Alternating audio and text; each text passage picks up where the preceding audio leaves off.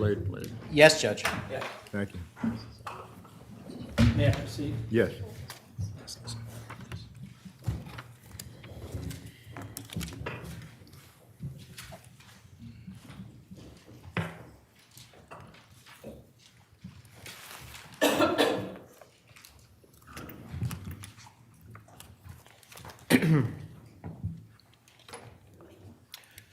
When we left off, I asked you about the going up to Litchfield on June 12th. There was a short interview that was cut short that day, correct? That's correct. Then you met with the police again on July 12th of 2019, correct? I believe so, yes. That's the 8-hour interview, right? Yes. That took place in a police station? I believe so, yes. Do you remember which one it was? I don't. In between, you had met with your attorney? Yes. You also saw Fotos in that month, right? No. When's the last time you saw Fotos? The last time I spoke with him in person was week after Jennifer disappeared, that Friday. But you knew he moved back into 4 Jefferson Crossing, right? I don't know when, but at some point, yes. You knew he was there, right? Yeah. But you know Michelle Troconis was no longer there, right? Yes. Did you resign from 4 Group at that point? My last day of work was that Friday when I saw him. Did you say, I quit?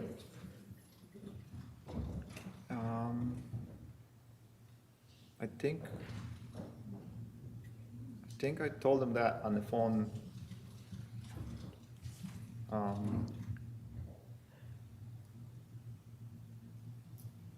was it? No. That week when he got arrested, I just didn't show up at work. Did you apply for unemployment? Yes. Did you claim you'd been fired? No. Did you fill out a form and say you had resigned?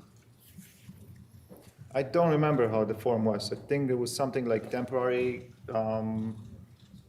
shutdown or something like that. But that wasn't true, was it? Well, he wasn't there, so I couldn't work. Well, he continued operating the 4 Group, didn't he? I don't know.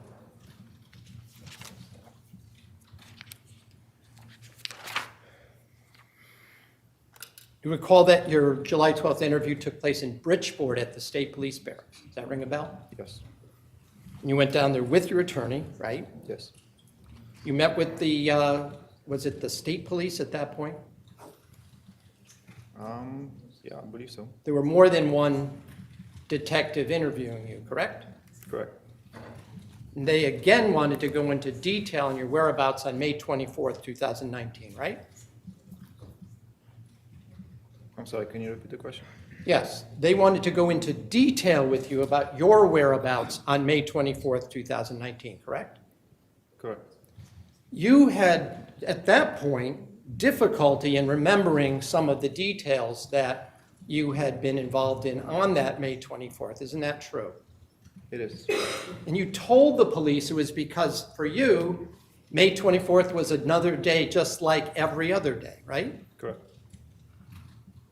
And the police, however, weren't having that with you, were they? They were contradicting you. Just right? going to object, Your Honor, to the form of the question. Well, sustained. They didn't believe you. They told you they didn't believe you, right? I know one of the detectives at some point said to me that that makes sense. Didn't they say to you, that day should be pretty clear to you by now, man? Isn't that what they said to you? I'm going to object, Judge, that Well, if the counsel is going to paraphrase, then he should just state It's what he a actually quote. said. well, what we're not going to countenance is counsel talking over each other. Well, the question is, essentially the actual question is, did you think that the police did not believe you?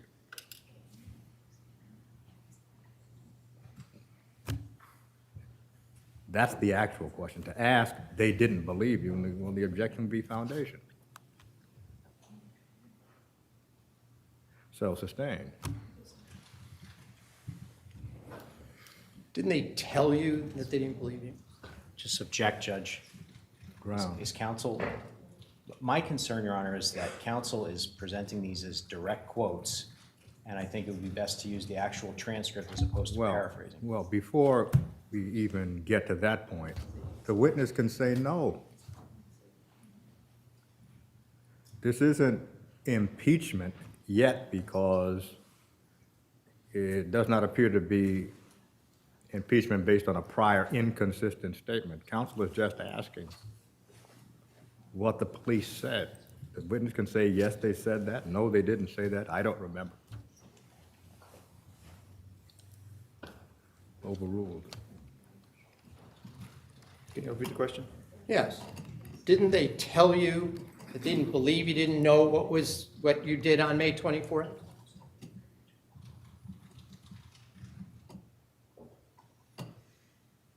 I don't remember them saying they don't believe me. Didn't they tell you, it should be clear to you what you did on that day?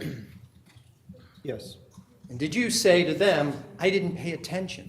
Isn't that what you said? yes, You do recall telling the police, though, that Mr. Doulos informed you that he had an appointment with his lawyer on the morning of May 24th, right? correct, And he told you that the day before, on the 23rd, correct? correct. You indicated to them, you told them you were in New Canaan the entire day, right? Judge, I'm going to object to the form of these questions. He's asking him what he said in this interview. He should pose the question, and only if there's an inconsistency should he then ask a more direct question about what Mr. Gumienny said on a previous occasion. What counsel is doing is going through the entire or significant portions of a transcript, just reiterating the questions that were asked and the questions that were answered. The basis of using the transcript is for impeachment.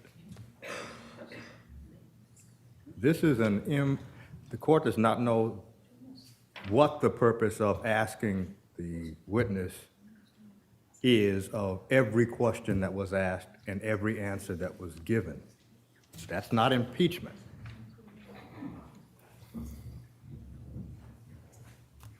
So the court is going to sustain the objection because it's an attempt to, it's not even an attempt to impeach. It's just a rehearsal of what happened. And that's basically a waste of time.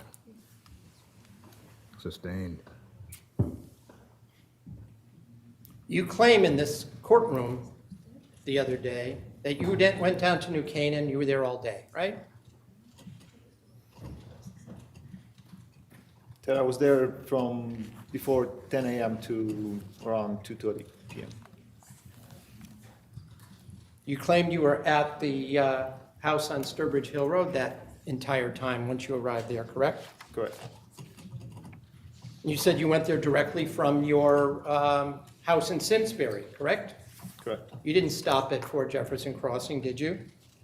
I did.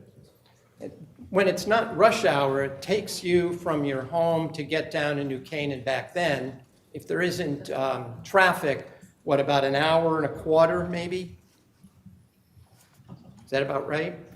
About an hour and 30 minutes at least.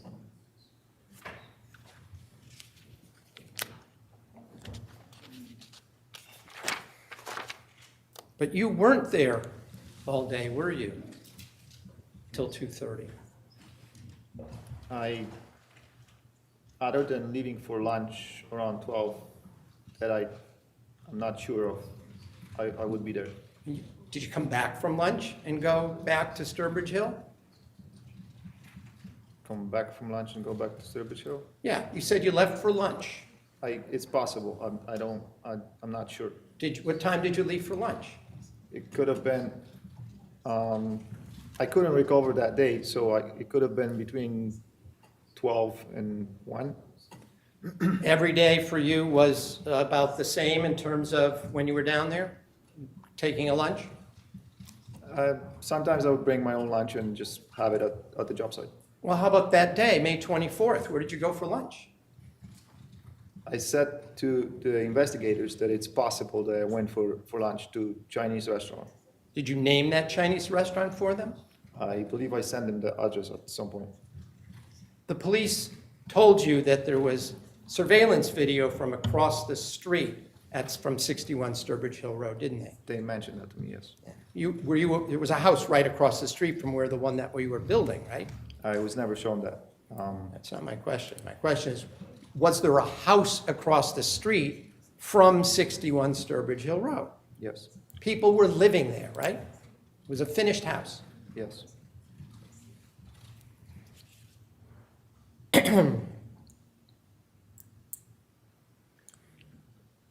The police told you that they had video cameras, Ring doorbell cameras from across the street, right? Judge, I object. Hearsay, going through the Well, transcript again, again. This is just a repeat of the interview. It's a waste of time. If it's Judge, not this is impeachment, impeach- if it's not impeachment, It is impeachment. it is not impeachment because you're not indicating that he testified as to one version of events on one day and today is saying something else. So it's not impeachment. It's not an impeachment by a prior inconsistent statement. That wasn't the You are purpose. reading a transcript. First of all, Your Honor, I'm reading from my notes. I'm not reading from a transcript. Number two, there are other ways to impeach a witness besides prior inconsistent statements. Well, the court has not heard it. Sustained.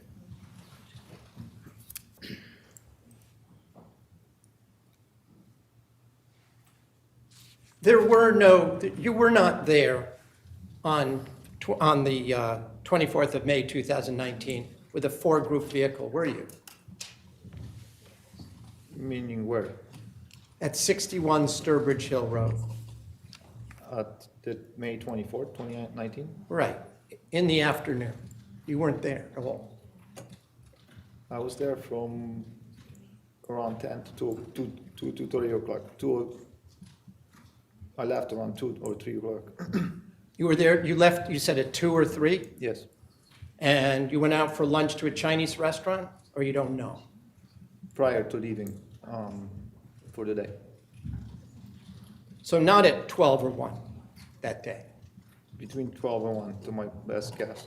And then you said you came back, right? Correct.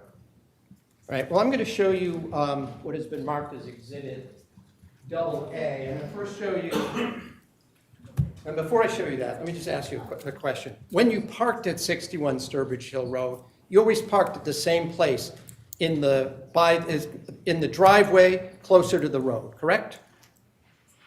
By the Right, garage. Like right by the garage, yes. Right, if you were pulling into that into that driveway, it was the right-hand garage, right? Yes, And you parked not in the garage, but in front of the garage, right? yes, And you could see the street from where you parked, right? possible, And you could see there was a house across the street, right? yes. And that's the house that the police said to you, how can you Judge, explain I that there object, is I not? I'm object, sorry, I haven't I asked my object. question yet. Well, I object to the argumentative Well, nature first of all, the question was, that's the house the police said to you. And what's the objection, counsel? My objection, Your Honor, is the same objection that I made earlier, which is number one, it's hearsay. Number two, it's improper impeachment. Well, the Number court three. does not know what the question will be. And it's not being offered for the truth, it's being offered to show that he responded to that question. Well, again, the run-up to the questions appear to this court to be a waste of time. The questions can be asked directly. Did the police tell you X? And what was your response? And what was their response? So the court is going to overrule the objection. Do you recall the police saying to you that you couldn't explain or how to explain the fact that you're not seen on video from across the street? Didn't they tell you that? No. They did not. All right. I'm going to show you what I believe is being offered without objection, AA. That's correct, Judge, no objection. Defense, AA admitted as well. So you were there on days prior to May 20. You were there during that entire week of May 24th, correct? I don't remember if I was there every day, but I'm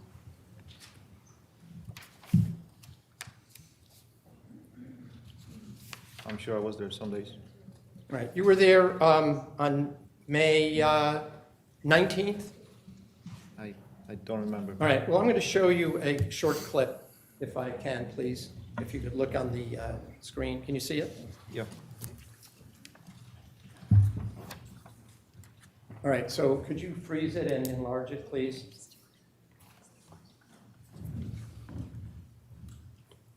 Now, do you see, before we even enlarge it, do you recognize this house across the street from this video?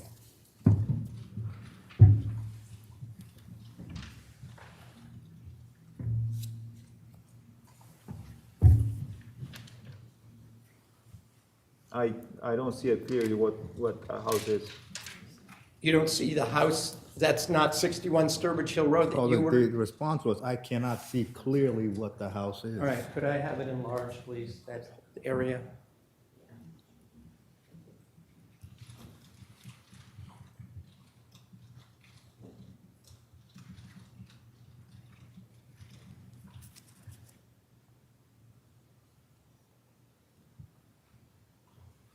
Yes, it looks like 61 Sturbridge, yes. And I see a vehicle parked in the driveway. Won't work, okay. Do you see the white vehicle where the cursor is right there? Yes. That's the white Cherokee that's owned by the Ford Group, isn't it? I don't know if that's the Cherokee. I Were see you white. driving any other white SUV when you were down at 61 Well, I Sturbridge Hill Road? object, Judge, it misstates the testimony Right. entirely. Well, the witness can't identify what counsel has identified as the white Cherokee. Is that where you parked? This is where I would normally park, yes. But you're not agreeing that that's the vehicle you drove to 61 Sturbridge Hill Road on May 19th, 2019?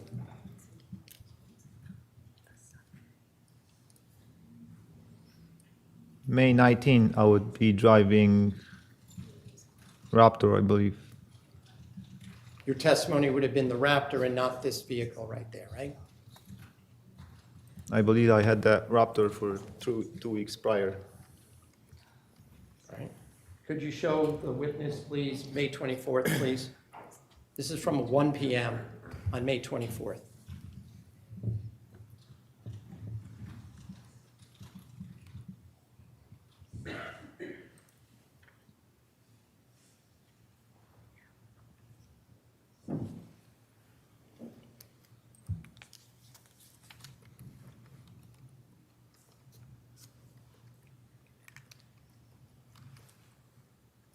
Is there any vehicle parked there at 1 p.m. on 61 Sturbridge Hill Road? I don't see any. But the car that you would bring there was always visible from the road, isn't that true? Yes.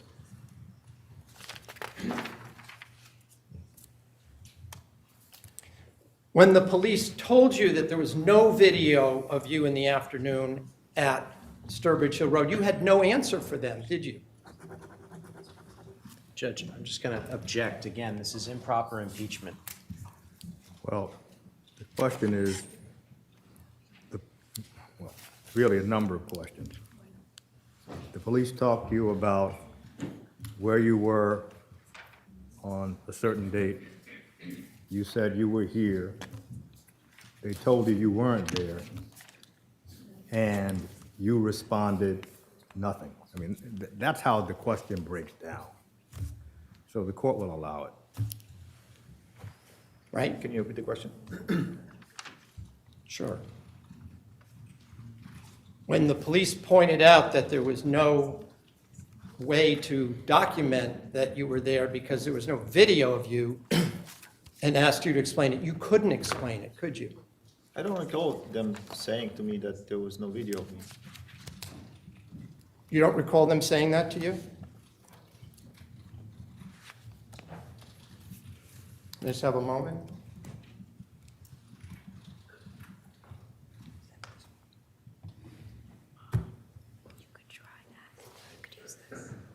Would watching a short clip from your interrogation on July 12th be helpful in refreshing your memory? Yes. Could I play then? I'm just going to show Well, Judge, respectfully, I think that the state is entitled to inspect whatever clip they're going to play before it's Yes. presented to the jury. And as a matter of fact, refresh recollection is generally not to be published to the jury, so. Well, the clip is going to be played on Mr. Gumienny's monitor. Understood, Judge, but the sound will be audible.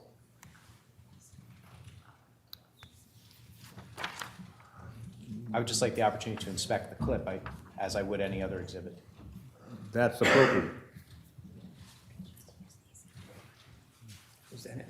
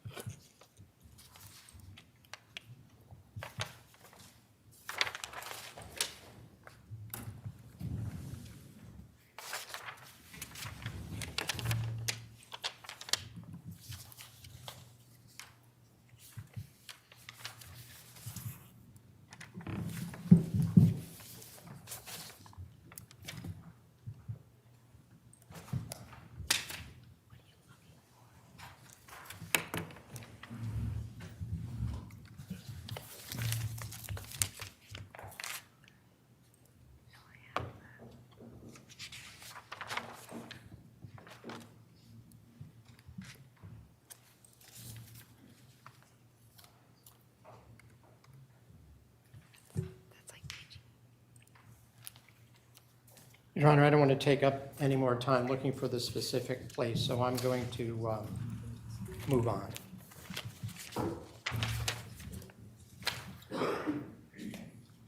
You testified that you sent a text to Photostoulis on 2/12, is that right?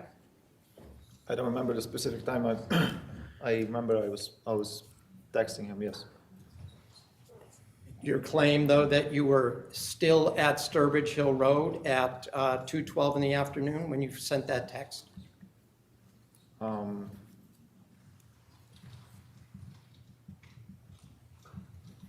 Possible, yes. Well, anything's possible. In fact, didn't you leave at 12:30 and not come back? Yes, I think so. You went somewhere else in New Canaan that afternoon, right? At what time? After you left Sturbridge Hill Road. At what time? I'm asking you. It's possible that I went for lunch. And then didn't go back to the house.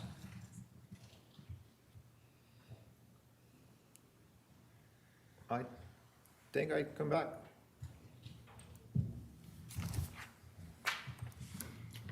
You said you had the Raptor that day, is that correct? Yes. If I show you a document that pinpoints the location of the, allegedly pinpoints the location of the Raptor, might that refresh your recollection? Judge, I'm going to object. He didn't indicate he his recollection refreshed. He said he thinks he came back. So I think this is improper. Well, the question has to be asked in such a way that there's no confusion as to whether he's saying he does not remember whether he came back or he believes he did come back.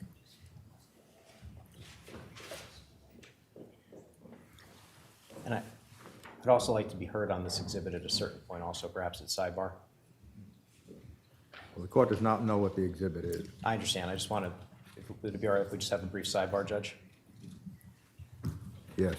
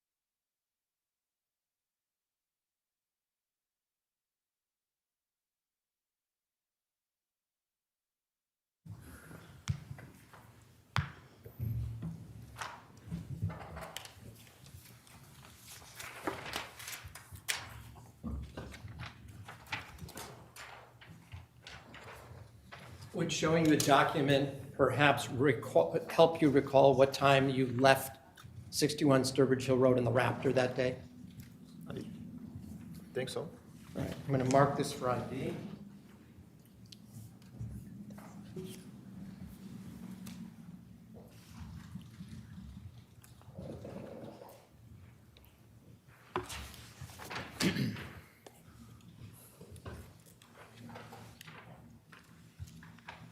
May I approach? Yes.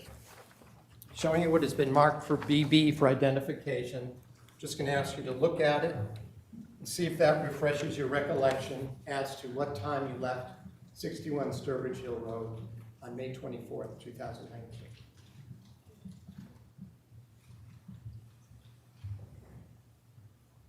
Yeah, so 9:53 a.m. to 12:30 p.m. at Sturbridge Hill Road. And so Did that refresh your recollection? yeah, so that could have been when I left for lunch. But your claim is that you came back?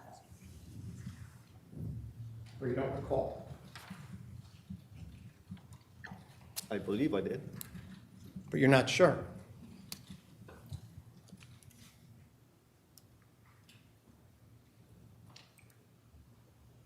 I'm not sure, no. What did you have for lunch at that Chinese restaurant? I don't remember. What did the person who served you look like? I don't remember. Did you do anything else while you were down in New Canaan on May 24th, 2019 in the afternoon? I believe I was just working at that house and possibly went for lunch and came back. You didn't go anywhere else? No reason. What street was this Chinese restaurant on? I don't remember. Remember, do you ever go there before? Yes. Do you remember the name of it? No.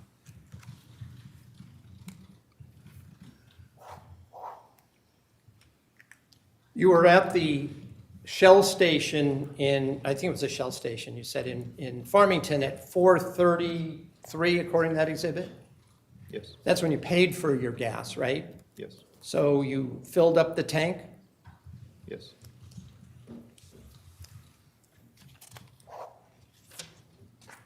And then, as I understand it, you went to 585 first to get to pick up that 2x10? I went to Fort Jefferson first. You went to Fort Jefferson, you saw a phone sitting in a cradle, right? Charging, a charging phone, cradle, whatever, right? Yes. And you recognize that was Fotis's charging cradle, right? I'm not sure whose phone was it. Did you try calling the phone? No. But you noticed that there was a phone in the cradle, right? Correct. So when you tried calling Fotis, he didn't answer, right? I tried to call Fotis when I was outside, so I couldn't see if that particular phone was ringing. Or even was on silent, you don't even know that, right? No. But in any event, when you went in, you saw a phone in the cradle, right? Yeah. You went upstairs to the office to look for the keys. Yes. You didn't see the keys there, right? So then you went to 585 Deer Cliff, right? Correct. From Fort Jefferson, right? Correct. And how far was the intersection of Jefferson Crossing to 585 Deer Cliff? I couldn't tell you. It's a short distance, driving distance. 585, just so we're clear, is on the left side of Deer Cliff as you're heading north, right? Correct. That's one of these houses, it was in bad shape, right? It was all broken up, correct? From damage? It wasn't damaged. It was just an old house. But it wasn't occupied, right? Yeah. I'm right, correct? Correct. But it had nice views down the valley on that side of the street, right? On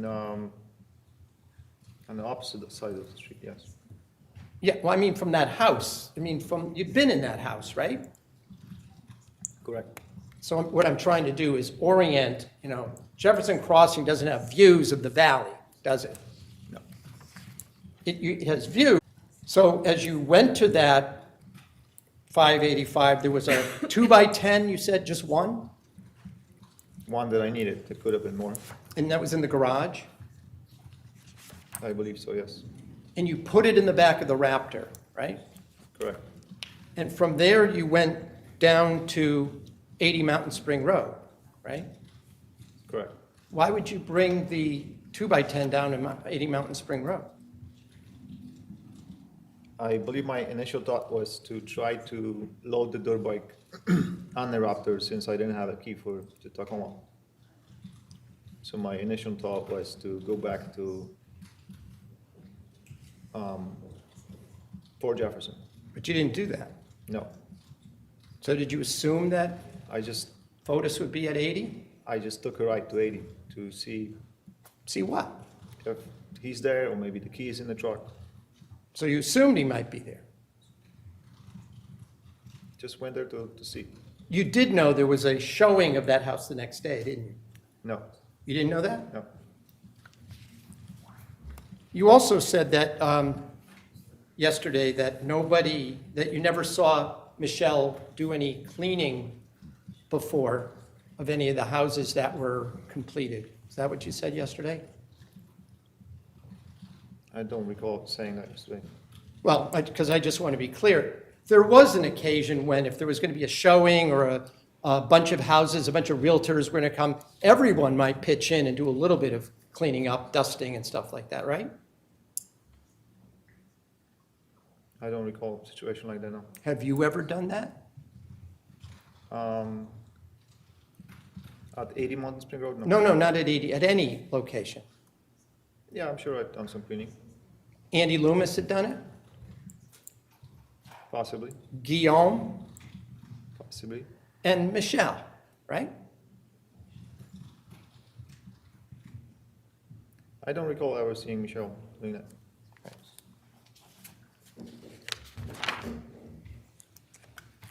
So we saw the video of you arriving at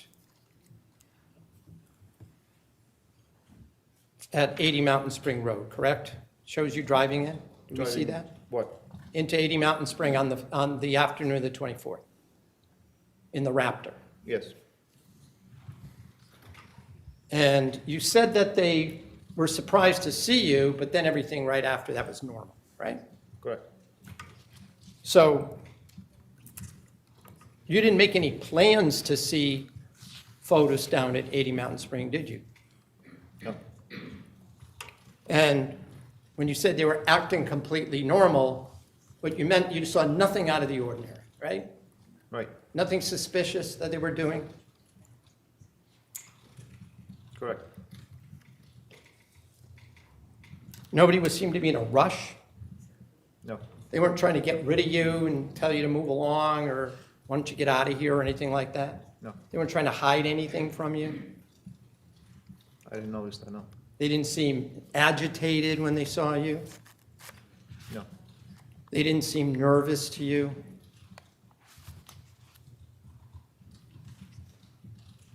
the first second or two when I pulled in, they seemed to be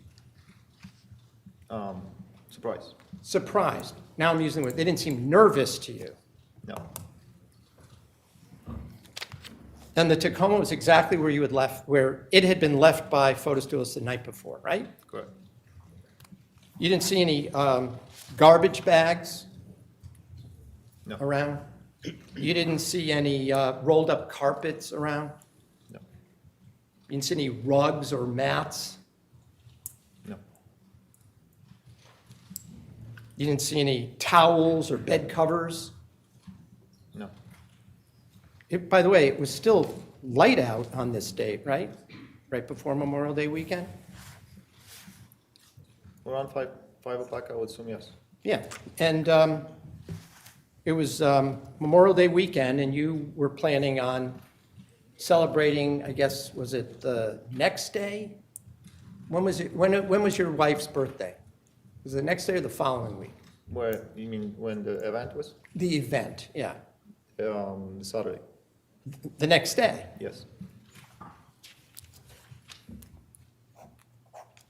By the way, down at 80 Mountain Spring, when you got there, you never went inside, right? Correct. You didn't think it was even, if there was, you didn't know there was a showing at that house, right? I don't recall knowing of a showing next day. It wasn't your project, correct? Correct. It was whose? Andy Loomis. You don't know what arrangements then he had made to show that house, right? Just going to object, Your Honor. Cumulative, he indicated he didn't know. Well, This is a different question. well, at this point, it's not relevant, because the initial question was, you did not know that there was going to be a showing. So to follow up with that as to who was going to be the project manager, or who was going to be involved in the showing, is a waste of time.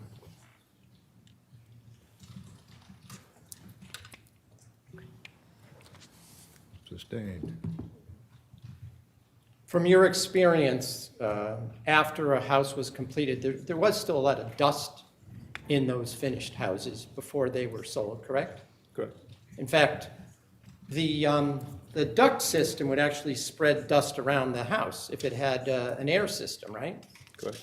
So whenever you went in these houses, if they were unoccupied, there might be a little surface dust on various items, right? Correct. On the countertops, right? Correct. On the floor, maybe in the sink, right? Correct. Windows. Dust, right? Yes. Incidentally, it wasn't unusual for PHOTUS to take a hands-on approach to do cleaning, was it? I've seen him done it, yes. In other words, he wasn't one of these hands-off guys that wore white gloves and let everyone else do the work and he just sat in his office, right? Correct. He would show up at job sites, correct? Correct. He'd help out if need be, right? Correct. In fact, if I recall your testimony, Fotis and you walked around the property to look how the grass was growing in from you seeding it, right? Correct. So you actually did some work at 80 Mountain Spring Road, right? Correct. Even though it wasn't your project, correct? Correct. Did you do the whole, I mean, we saw that satellite picture. Did you do the whole lawn yourself? I don't remember how much of it that I did. I'm pretty sure I did around the house, but if the side and the lower yard, I did it. I don't recall it. Did you put, we see in that image, there's pink tape along the sides of the driveway in that image we watched a little bit ago, remember? Yes. And was that to keep people from driving on the lawn and keeping them right on that crushed stone driveway? I believe Doulos put this up. He put it up. Weren't you sort of with him checking it out to make sure it was not going to blow down or fall down? Yes. We watched those videos. It was pretty windy that day, wasn't it? Yes. We see all those trees blowing just in those clips, right? Yes? Correct.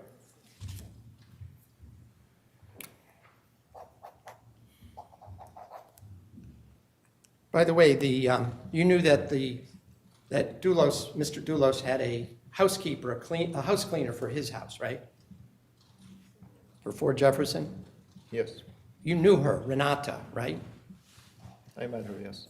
Well, you more than met, you spoke Polish with her, didn't you? Yes. She was from Poland. You were from Poland, right? Correct. So you knew who she was. I knew her name is Renata and she's cleaning houses. I didn't know her personally. You never saw Fotis have Renata cleaning any of these houses that he was building, did you? Not Renata, no. Not what? Not Renata, no.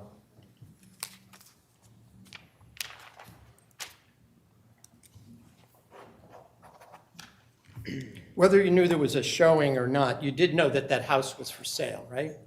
Correct. You knew there was one of these large four-group advertisement signs and a for sale sign, right? Correct. Were you ever in the office when inquiries were coming in about that house for sale? 80 Mountain Spring? I don't recall it. Then when we watch that video, I just want to be clear. You, bless you. Thank you. You drove out in the Raptor first, correct? This is on May 23rd. I'm sorry, withdrawn. That was May 24th. You left in the Raptor, Fotis left in the Suburban, and Michelle left in the Jeep, correct? I left in Raptor, and I know they left in those two cars. I believe Fotis left in Suburban. Right, Fotis left in the Suburban, and Michelle left in the Jeep, right? I believe, yes. Didn't we just watch that this morning? Didn't you just go through that Well, with I Ms. object, Chair? Well, Your the Honor, to question, that didn't we question. watch it this morning, is not probative. Sustained. Do you recall that we watched it, we saw it this morning? Judge, I Same object. question. Sustained. All three of you left within moments of each other, correct? Correct. You then drove back to Fort Jefferson with Fotis right behind you, correct? No, Where did you go? 585. You went to 585. You still had this 2x10 in the back of the truck, right? Correct. Why didn't you bring the 2x10 to Fort Jefferson Crossing? Because I was gonna go right back to 80 Mountain Spring Road to get my truck and park my truck at 585 Deercliff, and Fotis Doulos was gonna pick me up. Why bring the 2x10 with you at all in the Raptor? You mean when I left Fort Jefferson?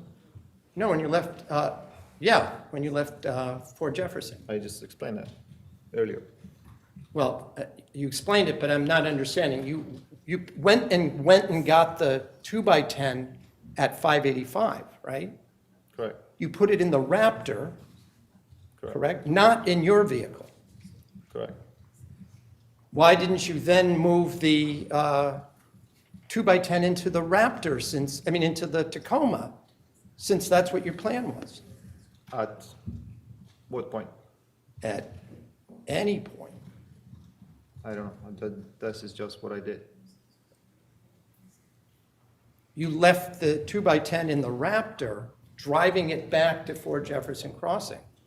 Driving back to 585 Deercliff. But your Tacoma was still down at 80 Mountain Spring. Yes. Is there a reason for that? No reason. No reason. You just wanted to carry the 2x10 in the back of the It truck was with just you? there, so I didn't take it. Right. So I just want to be clear, when you went to 80 Mountain Spring Road, you did not put anything in the back of the Raptor, right? At 80 Mountain Spring Road? Yeah. No. You had already put that 2x10 in the back, correct? At 585. You had put in, but it was still in the Raptor when you were down at 80 Mountain Spring, right? Correct. And it was sticking out past the back of the Raptor, right? Correct. It was taking up a fair amount of room, wasn't it? Yeah. You didn't see Fotis Doulos put anything in the back of the Raptor while you were down at 80 Mountain Spring, did you? I didn't. Excuse me? I didn't. You didn't see Michelle Troconis put anything in the back of the Raptor either, did you? I didn't.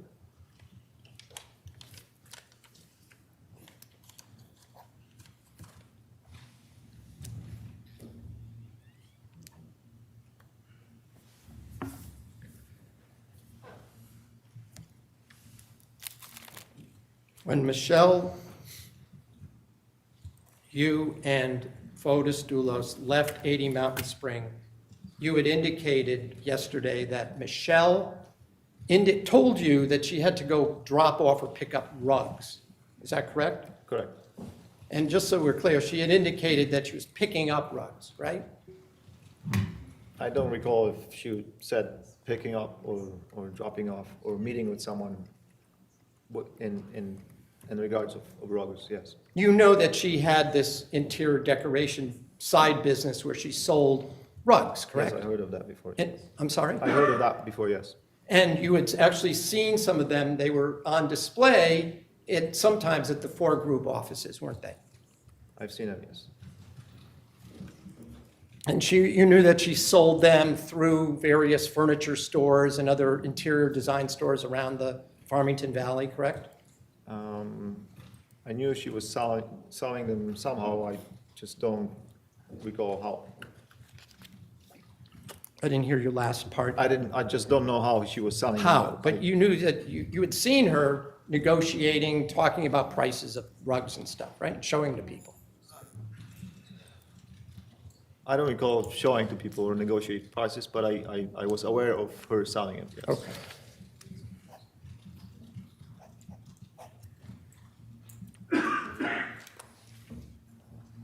When you got back to 4 Jefferson Crossing, is that when you realized that you didn't have the Tacoma key? When I got back to 4 Jefferson Crossing, Yeah, after leaving 80 Mountain Spring. I knew I didn't have the Tacoma key. You saw it sticking out of the door of the Tacoma as you were driving out, right? Correct. And Mr. Doulos and Michelle were behind you pulling out, correct? Correct. And you thought that Michelle took the key because it was hanging out of the door and she didn't want to leave it there, correct? That was possibly, yes. Well, not just, that's what you told the police, right? Yeah. And immediately when you got back to 80 Mountain Spring and saw that the key wasn't in the door, you told Mr. Doulos, right, that the key wasn't there, right? Correct. He immediately called Michelle, right? Correct? No. He did not? He asked me if I want to take home the Raptor. He asked you if you wanted to keep the Raptor. You said no. Yes. There was no pushback, right? Yeah, I can say that. That there was no pushback when you said you wanted your Raptor, you wanted your Tacoma. He then called Michelle, right? Correct. And she came back within less than 10 minutes. Isn't that true? True. We watched the video of her coming back. Isn't that right? Correct. And I wrote down the time. It was like 7 minutes till she got back, right? Right? Correct. You took the keys, right? Yes. Were you able to start your Tacoma this time, or did you have to do that thing with the, I was able to start. you were able to start it? And now you drove up to 585, right? Correct. Where was this 2x10 at this point? It was at 585, sitting on the side of the house. So when you left 80 Mountain Spring earlier, you drove back up to 585 and unloaded the 2x10 that you had put in the Raptor earlier, correct? Correct. Then you drove, well, how did you get back to 4 Jefferson Crossing? On which point? After you dropped off the 2x10 and left your Tacoma at 585? I didn't drop off 2x10 when I was leaving the Tacoma. The 2x10 was already there. Oh, when you had the Raptor, you left it there? Correct. Okay. So now you drove, where did you go from 80 Mountain Spring? Well, now that you had your Tacoma? I left the Tacoma at 585. Okay. How did you get back to 4 Jefferson Crossing where the motorcycle was? Doulos was following me with the Raptor. I'm sorry, with the what? Doulos was following me with the Raptor, I'm sorry. So Mr. Doulos drove up to 585 with you, He was following me with the Raptor. and then you got out of the Tacoma and went into the Raptor, Correct. and then drove back to 4 Jefferson Crossing? With him, yes. And then you used a battery charger to jumpstart the motorcycle, right? Correct. And you drove it up to 585 Correct. on the road. On it.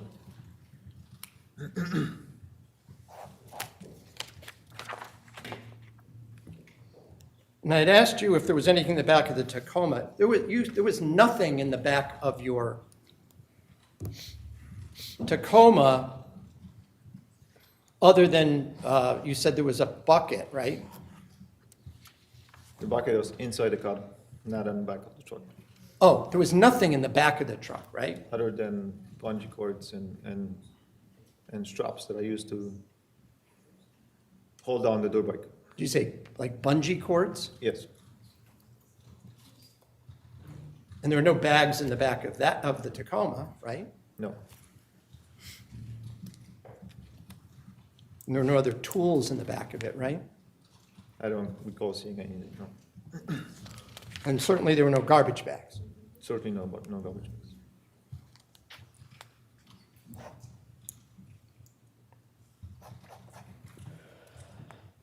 By the way, when Fotis Doulos called Michelle, were you standing right there to bring back the keys? I don't remember if I was standing right next to him or within 6 or 10 feet away from him. I don't recall it. Well, you heard him ask her to come back if she's got the keys, right? With the keys? My understanding was that when I asked him if he has a key, he said, "Oh no, Michelle has the key. I have to call her." All right. And you saw him call, right? Saw him put either text or put his phone to his ear, right? Possibly, yes. He didn't say he couldn't get in touch with her, did he? No, And he didn't deny that she had the key, did he? no.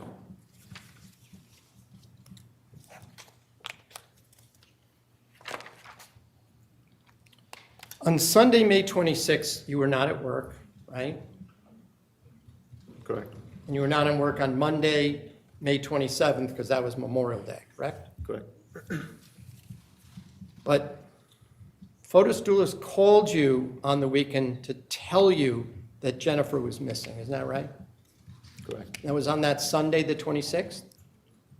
I believe so, yes. You didn't see him at all, though, that weekend until Tuesday, right? Correct.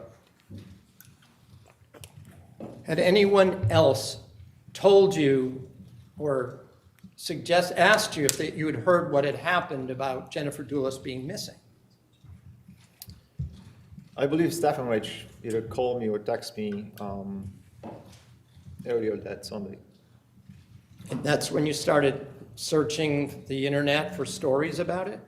I don't recall searching for stories that Sunday, but it's possible.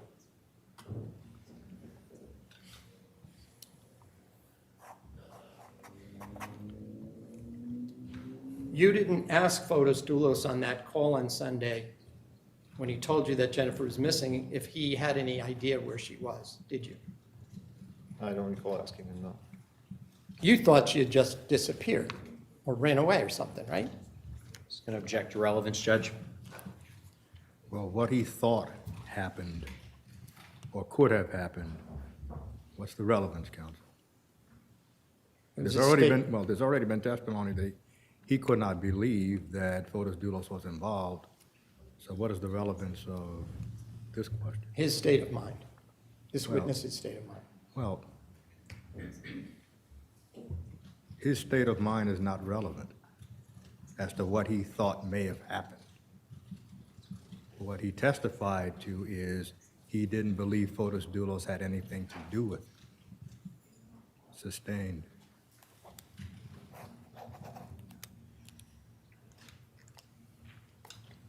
You were in possession of that Tacoma from Friday afternoon until Tuesday when you went to Fort Jefferson Crossing, correct? Correct. And I just want to be clear, you saw nothing unusual or different about your Tacoma, correct? I Over that weekend. didn't look. I wasn't suspicious of anything. There was nothing unusual in it?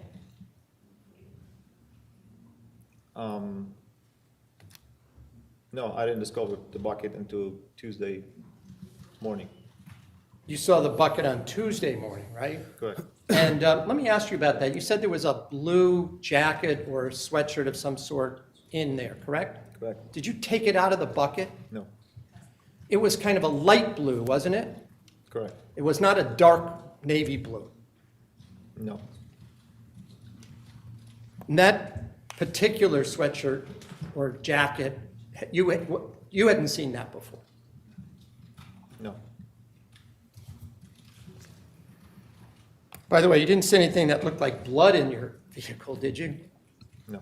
Or anything that one might consider a stain that might be red or brown, that wasn't something that had always been in there? No.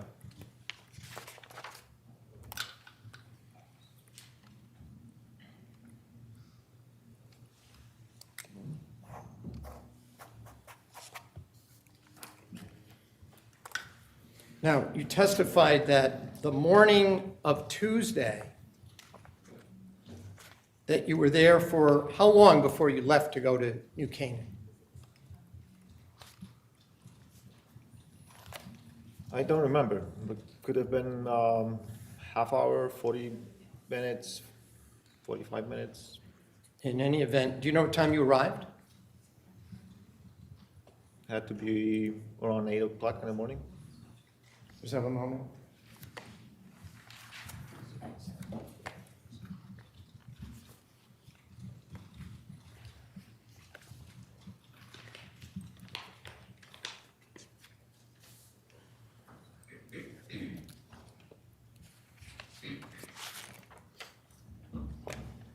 For much of the time that you were at the house with Michelle and Fotis on the morning of the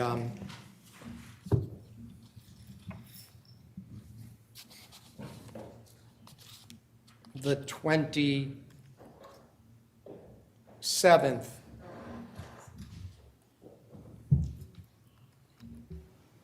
you had indicated that you knew what you were doing on May 24th, so you didn't need to write it down.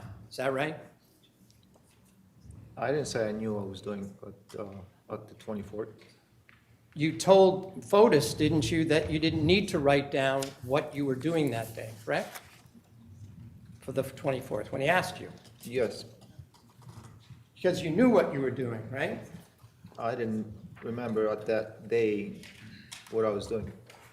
I remember him asking me what I was doing on Friday, and I told him I was in New Canaan, and he asked me if there was contractors, and I told him I think so, but I'm not sure. It could have been that I was there by myself. So we're talking about 3 days later, you didn't know whether there were any contractors there or not? At that moment, I didn't know, no.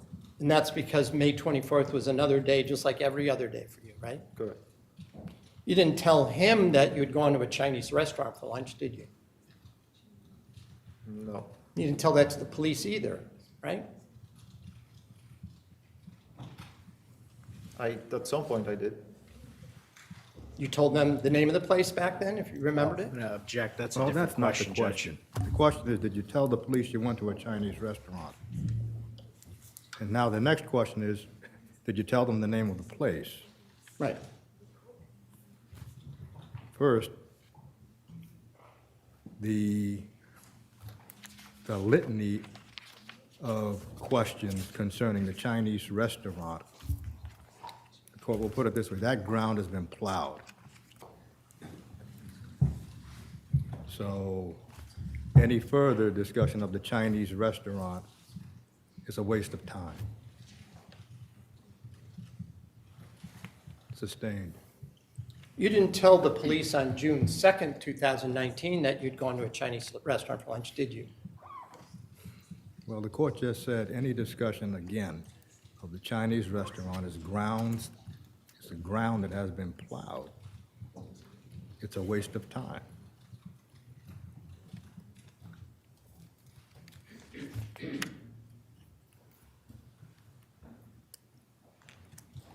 So let's talk about the day that you saw that your truck was all sparkly clean.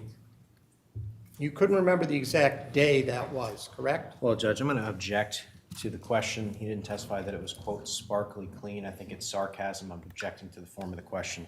Well, It's not argumentative, Your Honor. It's a preliminary question. It has nothing to do with the manner. I don't have to quote exactly what he said. It's not a proper objection.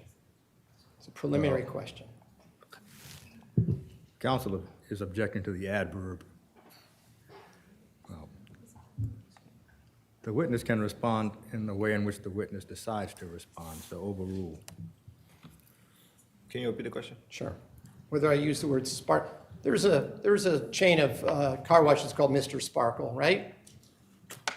Possibly, yeah. All right, but I'm just going to ask you, you noticed that your vehicle had been cleaned, right? Yes, You weren't sure of the date, but you believe that it was the next day after the meetup in the kitchen on the 27th? That it would be on the Wednesday? I believe I'm so. sorry, I'm getting my dates wrong. Instead of it being Tuesday, your first day back to work, do you believe it was the next day after that?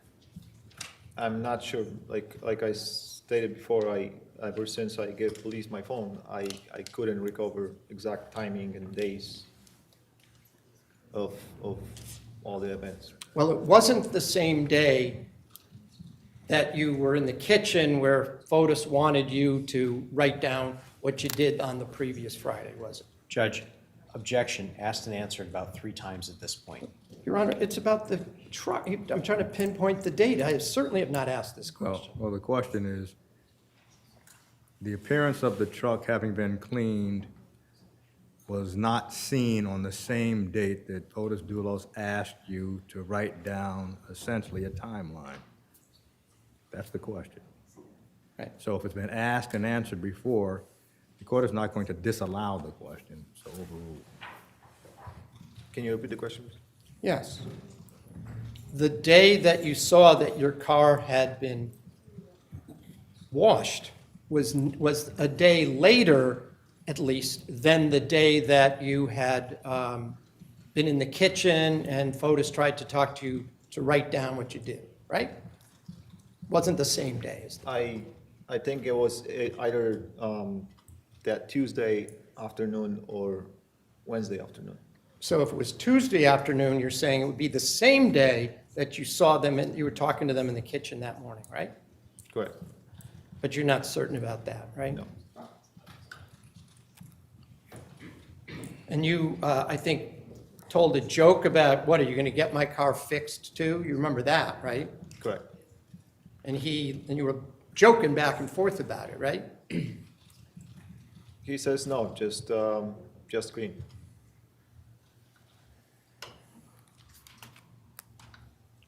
This is probably a good time to take the afternoon recess. We will reconvene, ladies and gentlemen, at 3:30. Please do not discuss this case.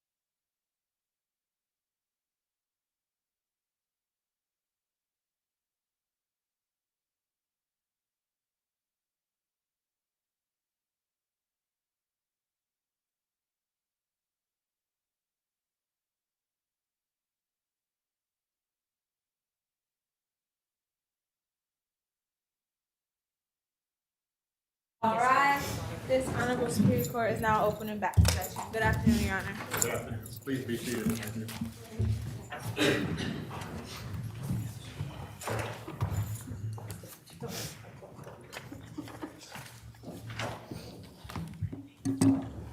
Before the jury comes in, may I just briefly, Your Honor? I'm just going to ask for a little bit of leeway on cross-examination. We just went through days of the state's witnesses reading from their reports, including negative findings. So if I'm asking a question, it's not the same question. It has to do with how this witness was interviewed multiple times. And if the point has to do with inconsistencies on different dates, maybe the court considers it a waste of time. But I'm asking for a little bit of leeway in light of the fact that, we just went through what I thought was days of a waste of time. So if I may. Well, what the court is concerned about, Attorney Schoenhorn, is not that the cross-examination is inappropriate. It's the amount of time leading up to the inconsistency. So, of course, the code allows basically impeachment of any witness, bias for, prejudice against, or interest in any matter. But the court is concerned again with trying to keep the trial under the overestimate. And so the court is not indicating that the attempts to impeach are inappropriate.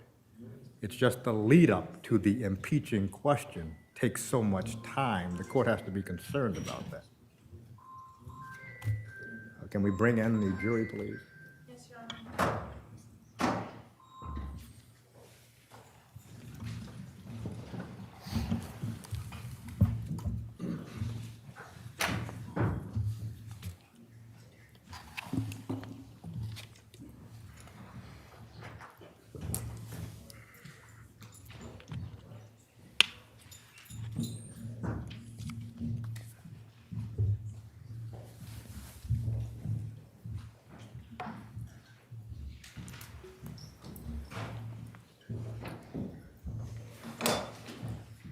Will counsel stipulate, please?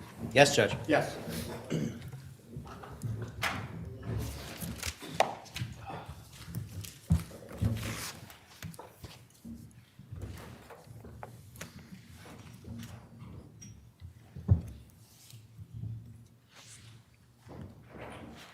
So when you discovered that Mr. Doulos had cleaned and washed your car that day, you already knew that Jennifer Doulos had been missing since the previous Friday, right? Correct. You didn't think there was any connection between those two things, did you? Not at this moment, no.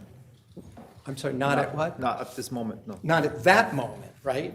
So maybe in hindsight, at that time, even after he washed your car, you didn't suspect that Post-disappearance had anything to do with the disappearance of his wife, correct? Correct. And you'd known Fotis, you testified for many, many years, correct? Correct. So you knew what he was like in general, right? Correct. He wasn't a stranger to you. No. You'd seen him when he'd gotten angry sometimes, right? Very rarely. Rarely did he get angry, though, correct? Correct. He was happy sometimes. You saw him happy, right? Correct. You never thought he was hiding things from you, did you? Correct.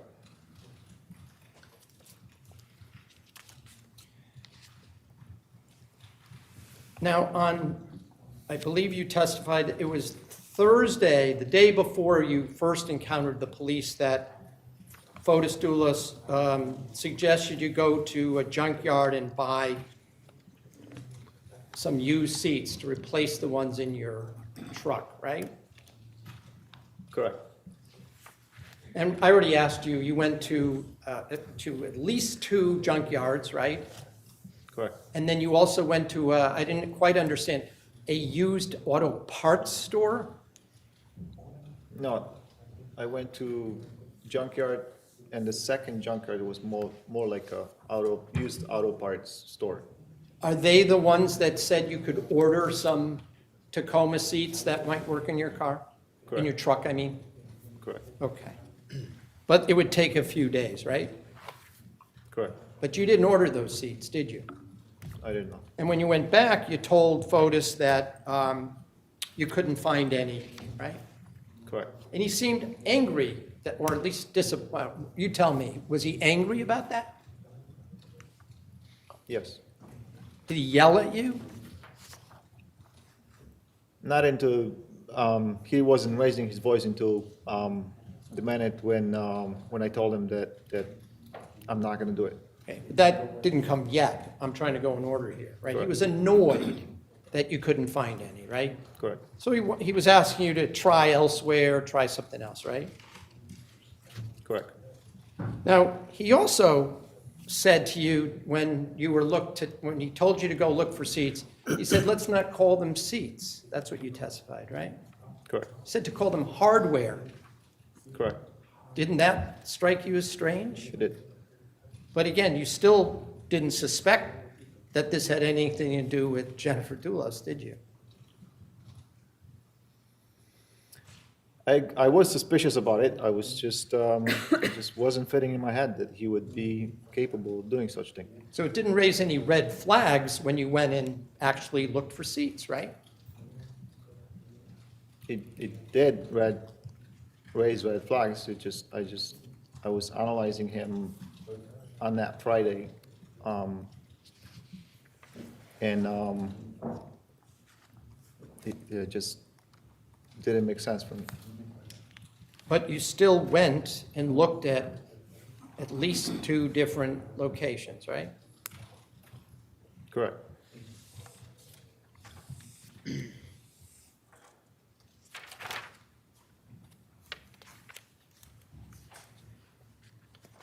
And you did confront him and ask him, why am I doing this? And you wanted an answer from him, right? Correct. This was Friday afternoon, right? Correct. And he had told you that a few weeks earlier, on Mother's Day, he had either picked up the cat or hugged Jennifer, and some hair may have gotten on him and gotten on the car, on his clothes and on the Tacoma, right? Correct. You found that acceptable at that moment, didn't you?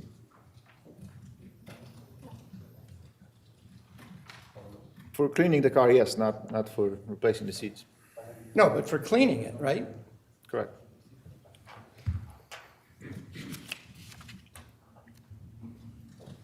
So that Friday, you did remove the seats from the Cayenne, right? Correct. You had indicated, I think, that it was difficult to move the seats because the battery was dead, so you first had to go and get a car charger to put enough battery power back in the Porsche Cayenne so you could move the seat back, right? Correct. Because the seats were all forward and you couldn't even reach the bolts to take them out, right? Correct.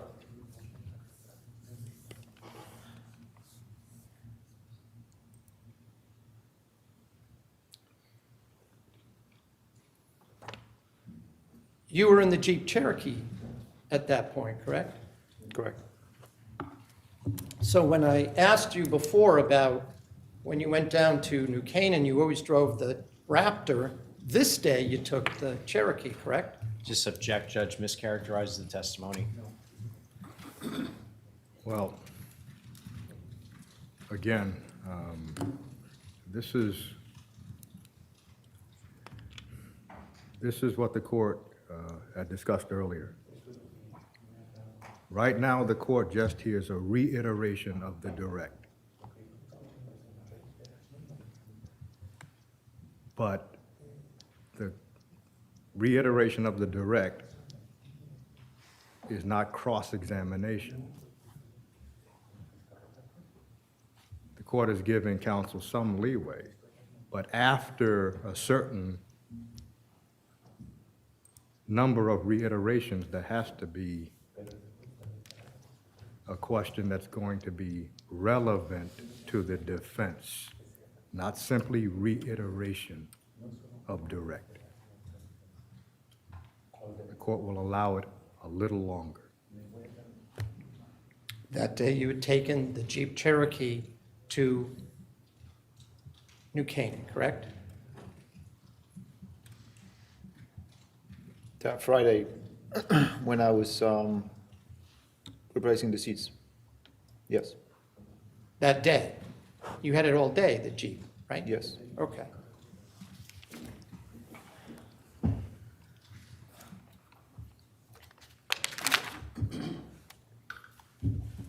You had those Cayenne seats in the back of the Jeep at the moment you were on 4 Jefferson Crossing when the police were there, right? Correct. So you changed the seats in your Tacoma after you had had the encounter with the police, isn't that right? Correct. Over the weekend? I believe that was the same Friday. That night, after you got home? Correct. You did it in your driveway in Simsbury? In my garage in Simsbury, yes. In your garage, so you had the Tacoma in the garage? Yes. And you had the Jeep parked in the driveway behind the garage or in front of the garage? Or on the street, yes. Okay.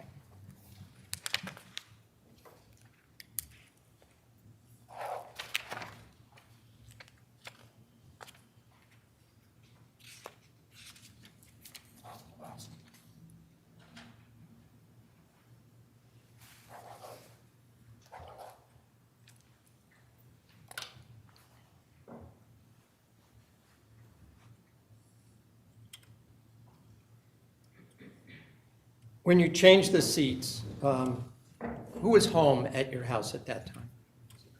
I believe my wife and my kids. Your mother doesn't live with you in Simsbury, does she? No. Or brothers and sisters of you? No. Were you made aware that one of your hairs or some DNA from one of your hairs was found on a sponge in a garbage bag found on Albany Avenue? Were you told that No. at any time? No. Nobody even asked you about that? I believe the prosecutors asked me if I had any, if I remember correctly, green and yellow sponges in my truck. Did you? No.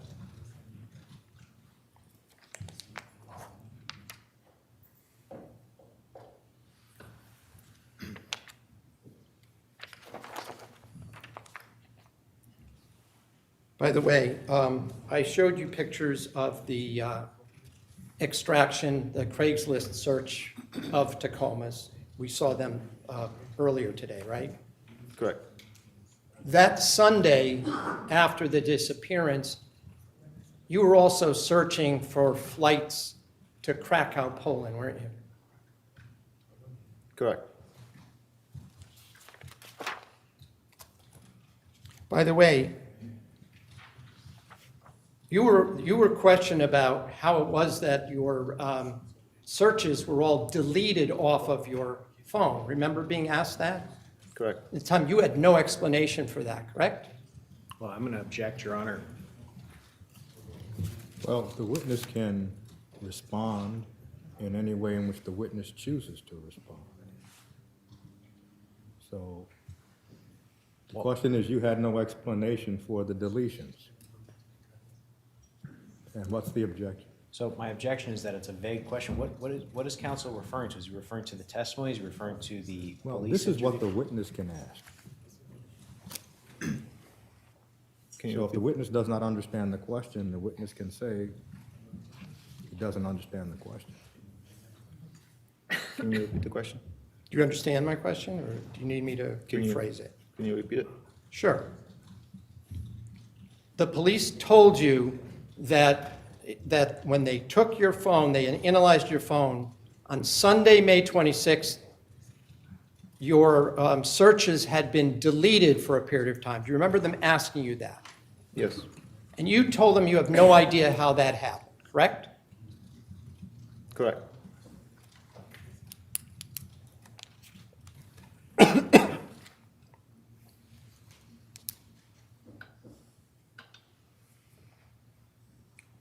And the whole time that you were doing searches for new used Toyotas and flights, you still did not believe that Photostoolis had anything to do with it, correct?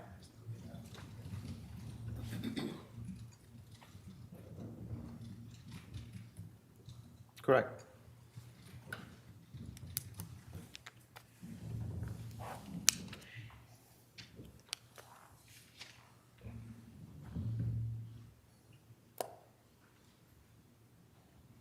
In fact, you didn't even think he was the kind of guy who would do that. Isn't that right?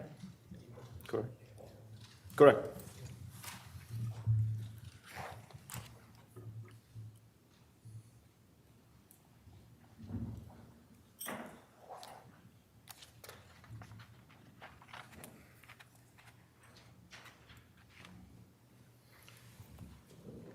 So before you gave a written statement, the police gave you a choice, didn't they?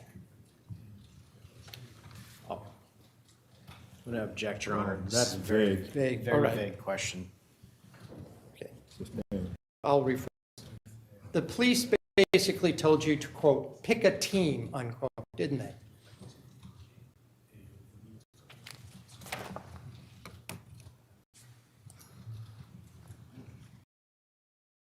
During that interview. They said either that you were oblivious and didn't know what was going on, or you could help them prosecute Doulos, correct? They were asking me to, sure, tell them what I know. And isn't that when they also said, we'd hate to see this screw up your citizenship effort? Possible.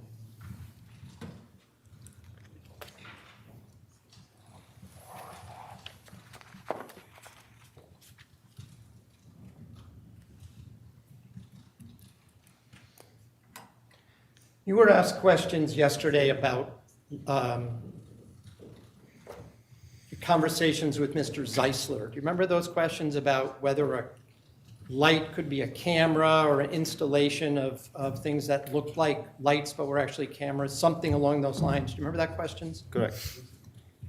Do you remember that the police asked you whether, you brought that up to the police, didn't you? Correct. And that was after they said, look, is there anything in hindsight that seemed normal at the time, but maybe in hindsight looks suspicious? And that's when you mentioned the questions about it at that point, right? About Mr. Zeisler and the conversation about the cameras, right? Yes, I believe I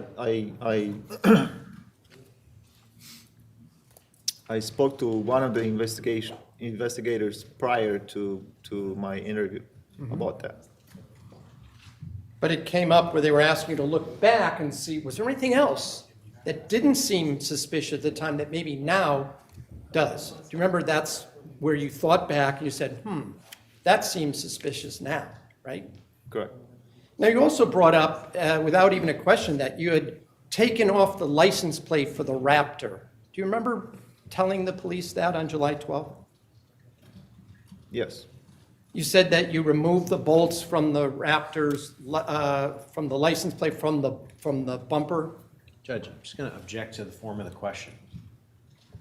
The court understood the question to be, did you tell the police you took or at least a marker plate off of the Raptor?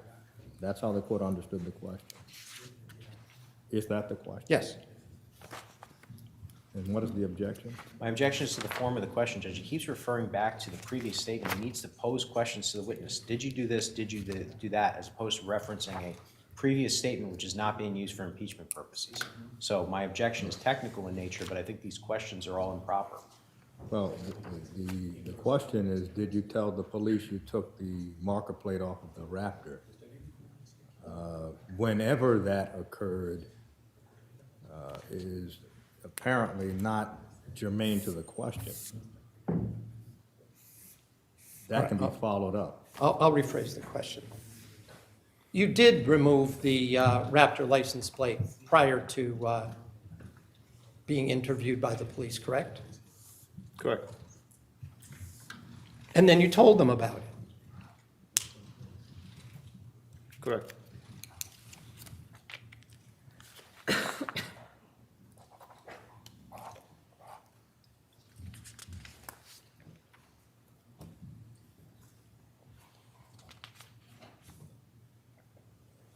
The, I just have a few more questions, sir. You had mentioned on direct exam that you recall that Mr. Doulos had this antique bicycle, correct? Correct. It was a road bike with the skinny tires, right? Like a racing bike, yes. Yeah, so a racing bike with the, what they call ram's horn type, so you could lean forward and go pretty fast, right? Correct. But it was kind of in bad shape, wasn't it? I wouldn't say it was bad shape. It was in good shape. It was old bicycle. It's a very old bicycle, right? In fact, hadn't you had to even fix it at one point? He asked you to repair the tires or something? Correct. You said that you thought it was, at the time, didn't you say that it was just some kind of European model? Doulos told me that that was a French bicycle. Okay. But that's all you knew about it at the time? Yes. And just have a moment.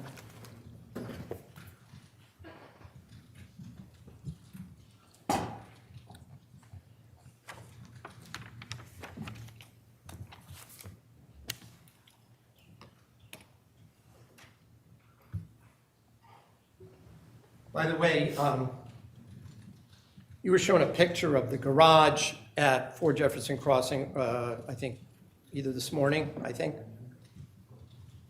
Right? Correct. There were a lot of bicycles in that garage, weren't there? Correct. No further questions.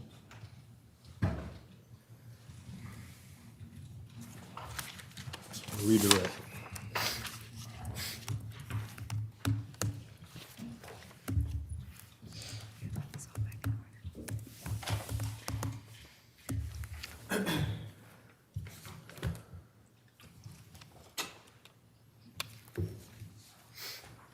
Mr. Gumienny, you were asked on cross-examination about your dirt bike. Do you recall that?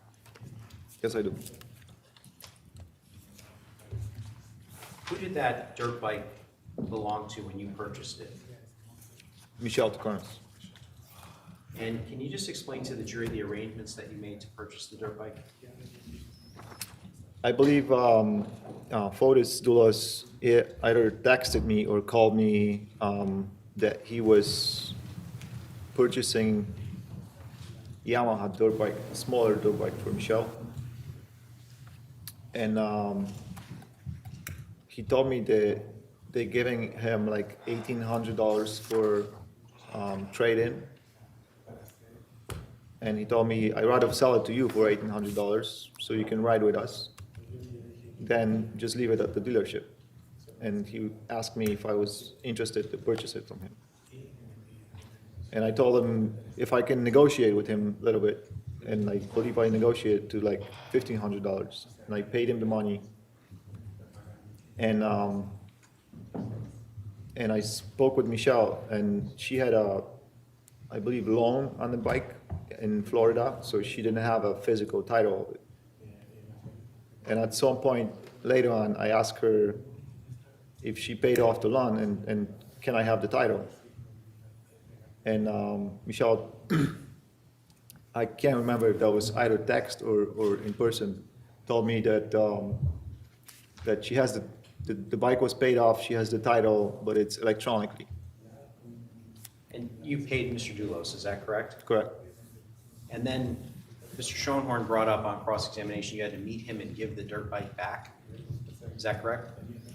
I received a call from Farmington Police, and I forwarded that phone call to Mr. Urso. Right, because the defendant was claiming that she never sold you the bike, correct? Correct. I want to just play a clip from the defendant's interview, if I could. This is interview 1.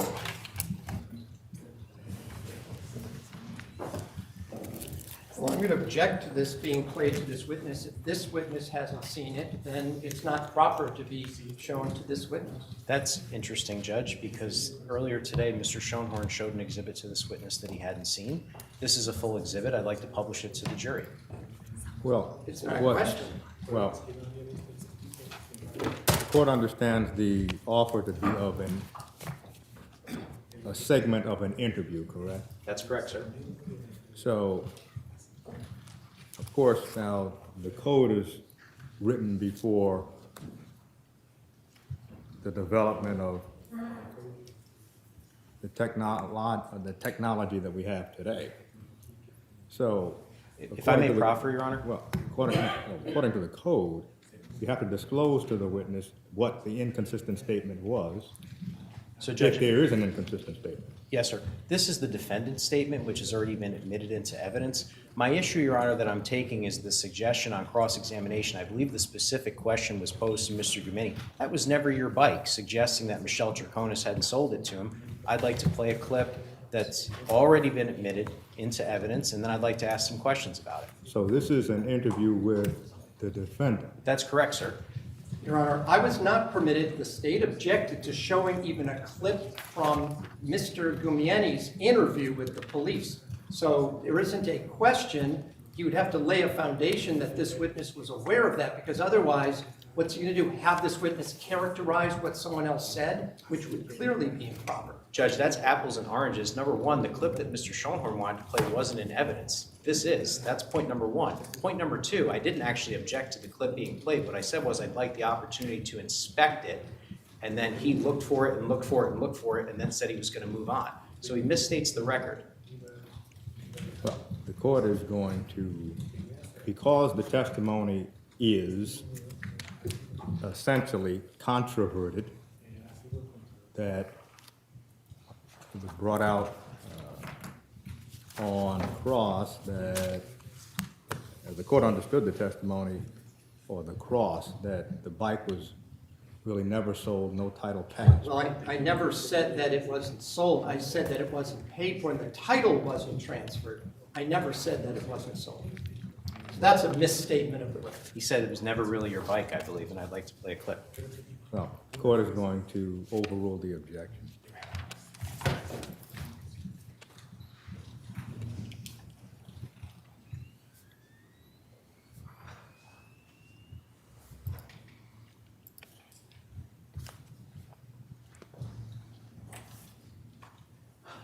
And just for the record, this is the defendant's first interview. If we get our sound working. Beginning at 15:34:07. Pawel was turning on his motor. He left his motorcycle. Okay. Well, it's funny because that motor used to be mine and I sold it to him a year ago. You want it back? I'm just kidding. No, All right. a smaller. Okay, that's very And good. then I will. So the defendant sold you that bike, correct? Correct. And then she claimed to the police later that she hadn't. Objection, leading, and misstates the record. Well, first, would this witness know what she claimed to the police? So the court would understand the objection to be foundation. How would he know what she claimed to the police? May I have this marked for identification, Judge? Well, you can respond to the objection. I have a voicemail here from the Farmington Police Department that was left from Mr. Gumienny, which I just got last night. I wasn't expecting to have to use it, but I guess we're going Well, to. first, wouldn't it be easier to just ask him about the voicemail? I don't know whose voicemail is it? Well, I just gave Well, Mr. Schoenhorn a copy, so if he wants a break to listen to it, that's fine, but You wish to have a brief break, counsel, to hear the voicemail?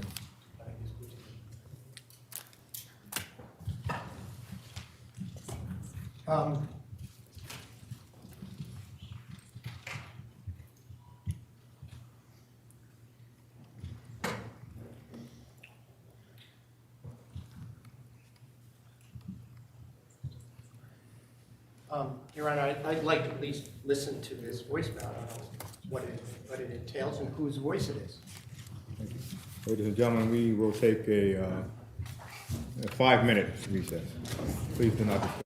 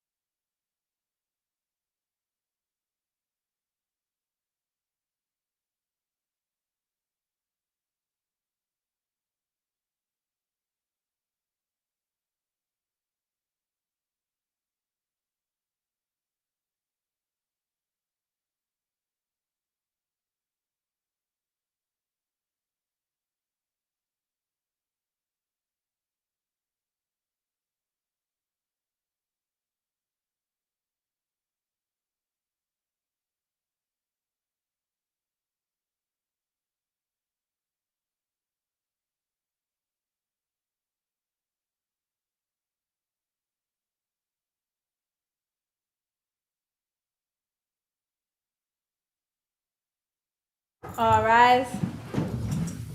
Court is now back in session. Be seated.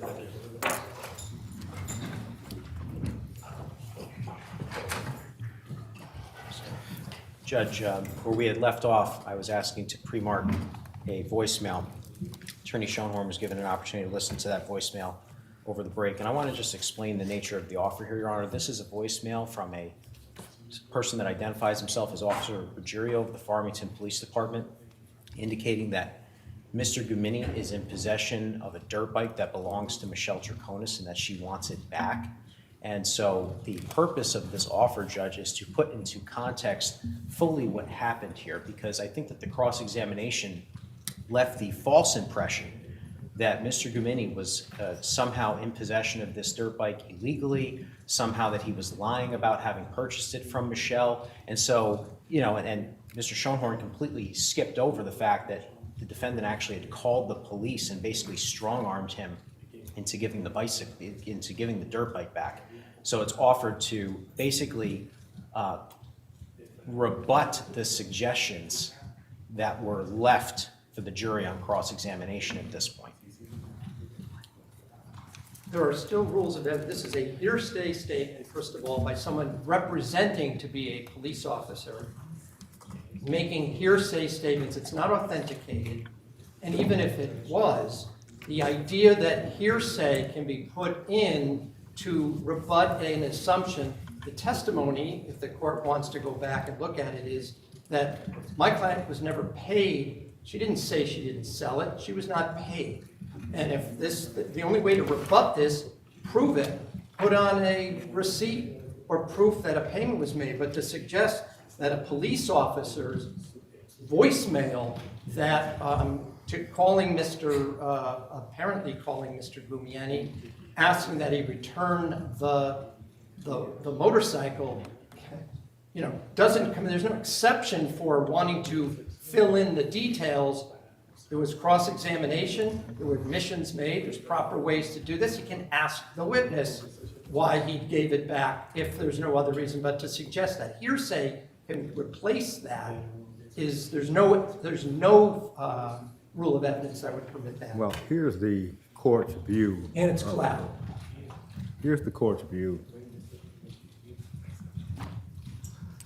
A sale involves, and this takes all of us back to year one in law school, offer, acceptance, and consideration. If the claim is, as counsel states, Michelle Troconis sold it, that means there's been an offer, acceptance, and consideration. But then to state that she was not paid, then that would not be a sale. There's no consideration. So what the court hears is basically a hearsay within hearsay offer. So the court has to determine whether each component of that offer would be admissible. So the first component is really the officer saying, Michelle Troconis told us that she wants the bike back. The statement is being offered against the party is the party's own statement. That's an exception. The second hearsay component is what the officer says. The officer says Michelle Troconis wants the bike back. So if the claim is then, well, the officer's statement is hearsay, under what exception does that fall? Or is it not hearsay? Is it offered for the truth? It's offered for what he's told. So it's not offered for the truth. So the court is going to allow it. The court hasn't heard it. There's more to it than what was just represented. Well, the court thought it was just that statement that was being offered. Michelle Troconis says she wants the bike back. That's what the court thought the offer was. That is, and then he says that he would prefer that this be handled civilly, and can you give me a call? I mean, that's the... Well, that's the witness's statement. No, that's what's on the voicemail. So the whole statement is what? The entire voicemail is approximately a minute long, Your Honor. I can play it for the court if you'd like. Yes.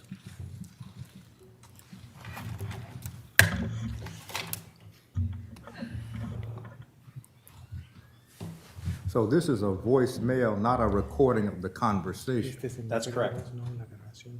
between the officer and Mr. Gumienny. It's, if I may, I'm the one making the offer. It is a voicemail left by the Farmington police officer Ruggiero for Mr. Gumienny.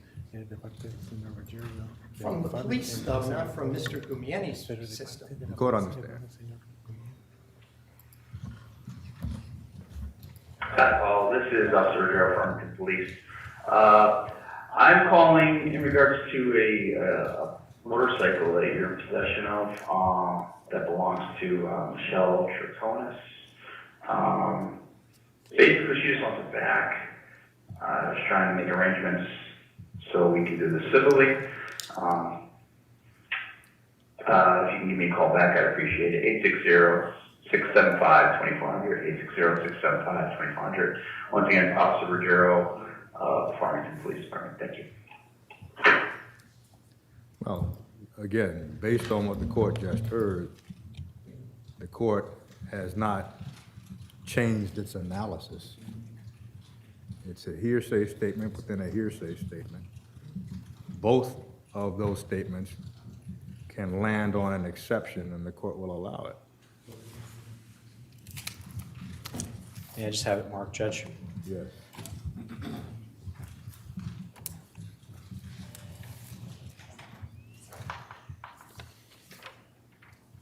This is 128 for ID. I move it in. Well, I'll move it in front of the jury. You can bring the jury in.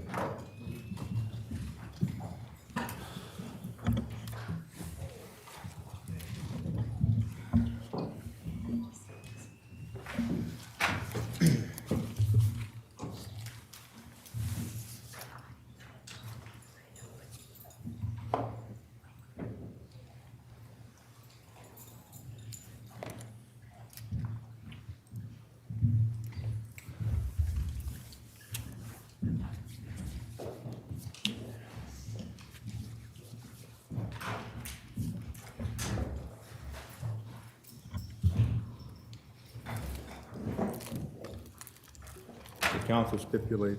Yes, Judge. Yes. Thank you.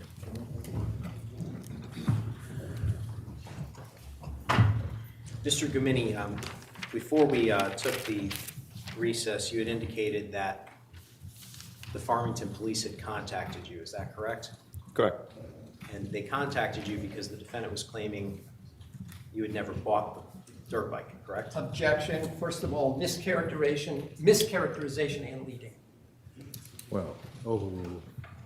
Is that correct? Correct. Judge, I formally move Exhibit 128 in.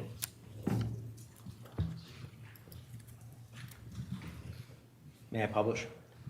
Well, the court has already indicated that it would be allowed. Yes, Judge. 128 admitted as full.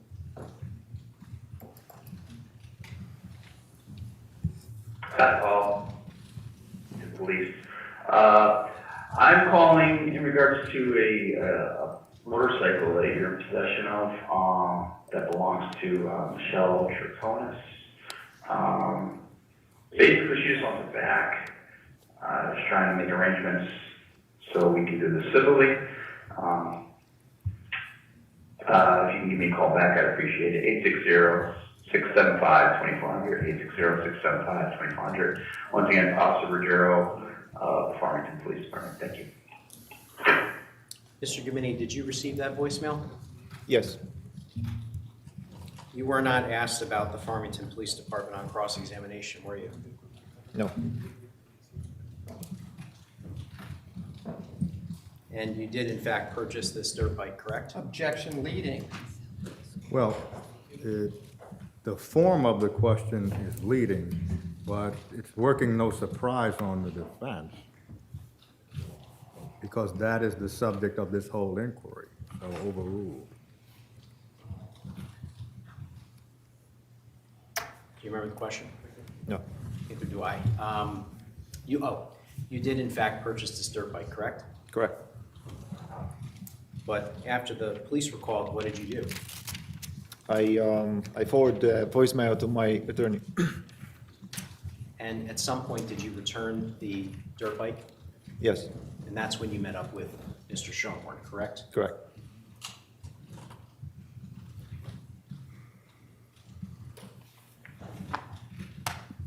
You were asked on cross-examination about the defendant taking the keys out of your Tacoma. Do you recall those questions? Yes, I want to, you were asked whether or not you thought perhaps the defendant had taken the key because it was left in, I don't remember the exact question, but basically because it was left out in the open or something to that effect. yes, I want to direct your attention now to that conversation that you had with Mr. Doulos and the defendant on Tuesday, May 28th. The topic of the keys came up, didn't it? yes. And can you just tell the jury how it came up and what Mr. Doulos said to you? So Mr. Duros was asking me, how did I come back from New Canaan, how we met at 80 Mountain Spring Road, and I told him that we drove back to Fort Jefferson to leave one of the vehicles, and we came back to basically so I could get my Tacoma back, and then and we had to. The Mr. Doulos has to call Troconis to get the key because there was no key in my door.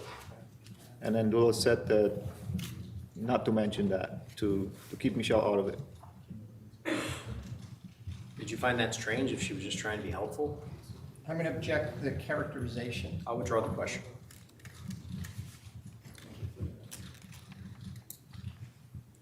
Incidentally, you were asked on cross-examination about researching flights to Poland. You're from Poland, correct? Correct. And who were you researching flights for? For my kids and my wife. When were you hoping they would go to Poland? Me?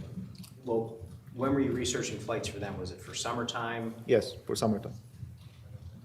And had they gone to Poland before? Yes. Did you ever get on a flight to Poland in May of 2019? No. You showed up at work on Tuesday the 28th, correct? Correct.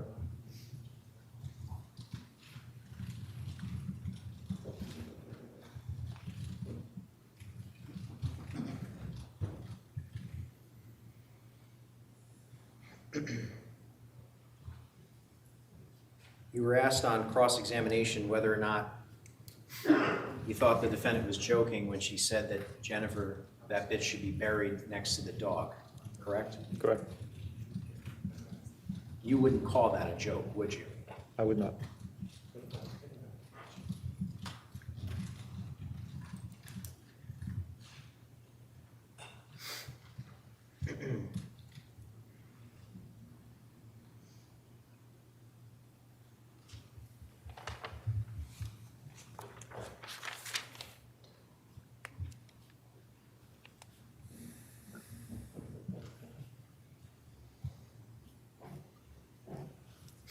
You were asked on cross-examination about your Tacoma malfunctioning when it would start. Do you recall those questions? Yes, I do. Just to be very clear for the jury, your Tacoma did not always malfunction when you would start it, correct? Correct. In fact, it would only happen about once a month. Judge, this is all leading, and it's not what the witness said. Well, the form of the questions are leading. How often would it happen? About once a month.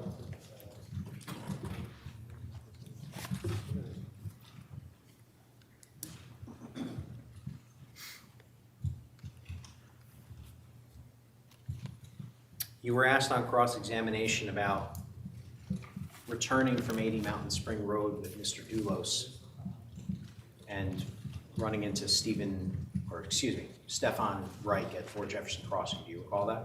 Yes.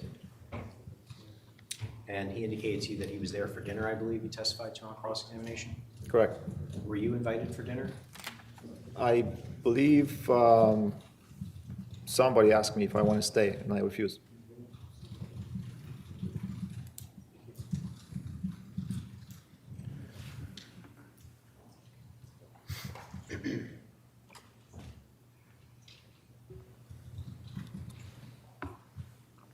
And when was the last time you saw Mr. Doulos in person? The last time I spoke with him in person was Friday, week after Jennifer's disappearance. That's May 31st? Correct.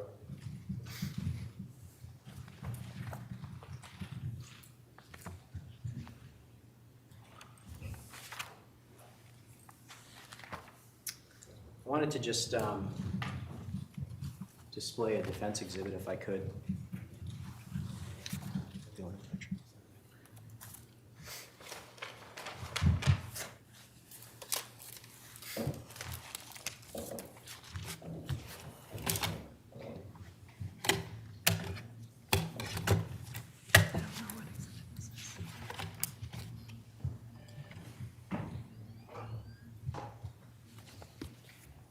Perhaps Mr. Schoenhorn can refresh my memory. What exhibit is this with the extraction? Is it Z or double A? Just- If I may just Yes. approach the clerk.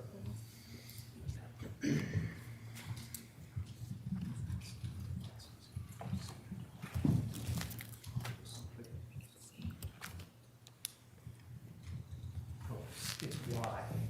Yankee, all right. This is Defense Exhibit Y. And I'm just going to ask Mr. Gumienny, can you see that picture? Yes. You were asked on cross-examination about this photograph. Do you recall those questions? No. Do you recall being asked about the oil can that you had brought with you? Yes. Okay. And can you just remind the jury why you brought the oil? Because the truck was leaking oil. Was that your only vehicle at the time? Was Besides your wife's vehicle, was that your only personal vehicle at the time? Yes. And did you need it back? Yes.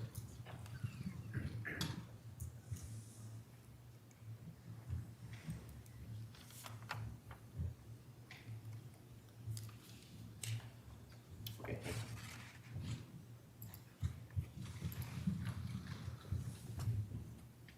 You were asked on cross-examination about the Chinese restaurant. Do you recall that? Yes.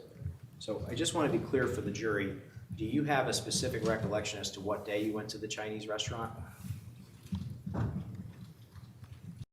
No. But you're indicating it could have been May 24th? Yes.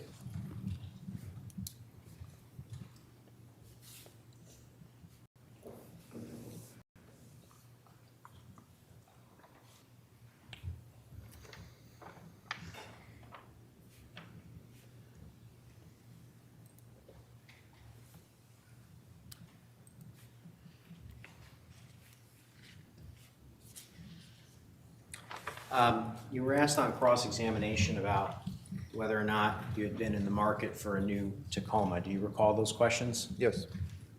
How long had you been looking to possibly sell your Tacoma? About a year. And when did you tell Mr. Doulos that you were thinking about selling your Tacoma? About that time. And if I recall your testimony correctly, you'd been working at 61 Sturbridge for approximately 1 year, is that correct? Correct. So you'd been leaving your Tacoma at 4 Jefferson Crossing for approximately 1 year and using work vehicles to get to New Canaan, correct? Prior to 61 Sturbridge, I was working on 175. There was a project in Darien. When I was working on that project, I was driving company vehicles too. But to be clear, and then I'll ask another question. You told Mr. Doulos about a year prior to May 24th, 2019, that you were thinking about selling your vehicle, correct? Correct. And then for that entire year that went by, did he ever wash your car? He did not. And then for that entire year that went by, did he ever detail your car? He did not. But the week after Jennifer Doulos disappeared, he washed it Yes. and he detailed it? Yes.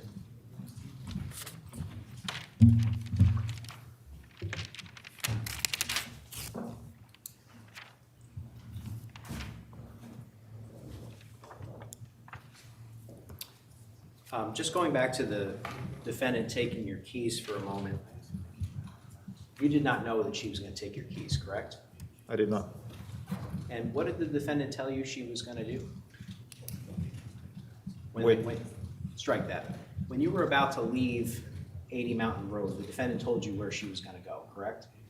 I remember she said something about rugs or carpets, that she's going to meet with somebody or, And the conversation in which she said this, you had asked Mr. Doulos to give you a ride back to 80 Mountain to get your vehicle, correct? correct. Did the defendant ever call you and tell you she had your keys? No, She had your phone number though, didn't she? yes.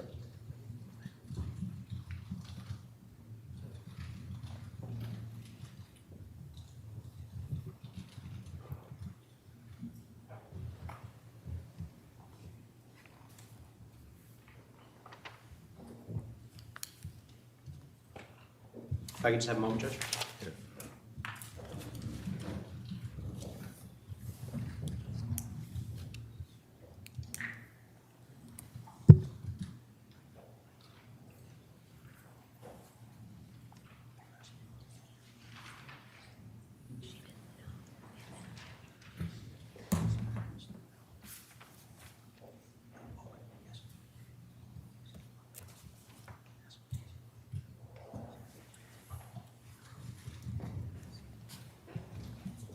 You were asked on cross-examination about removing the Raptor plate. Do you remember those questions?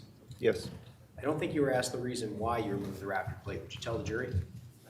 Mr. Doulos bumped into something with his Raptor and he asked me to straighten up the bumper. And did you do that? Yes, And then did you put the plate back on? yes.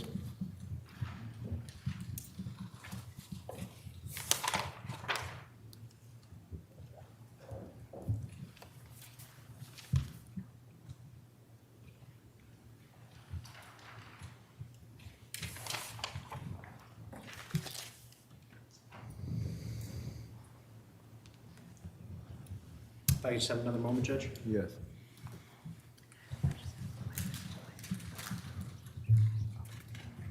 I have nothing further, Judge.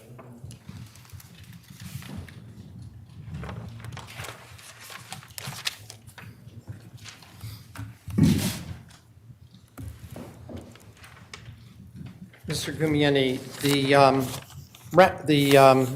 Tacoma keys were sticking out of the door of your vehicle as you were about to leave, correct? Of the passenger side of my door, yes. You saw it though, right? Can you? You saw the keys sticking out of the door, right? Yes. There was nothing that would have prevented you from just taking them with you, was there? I was looking on it and I figured I'll be back here in 5-10 minutes, so I didn't bother taking it out. My question is, there was nothing that prevented you from taking them right then and there, right? Right, And you told the police that you thought that Michelle took the keys so they wouldn't be just dangling from a car when no one else was there, right? right. I just want to ask you a couple of questions about the motorcycle. You said that you paid Mr. Doulos money for that, for Michelle's motorcycle, correct? Correct. But you knew it was, a title was in her name, right? Right. You don't have any receipt or document that proves that you paid anything for that motorcycle, do you? There might be some text messages between me, Post-disappearance, and me and Michelle. I just, What do you mean there might be? Have you produced them? no, Did the state give you copies of what they found on your phone? no, And there was no reference that they gave you that, aha, we have a copy of a receipt, did they? no. No further questions.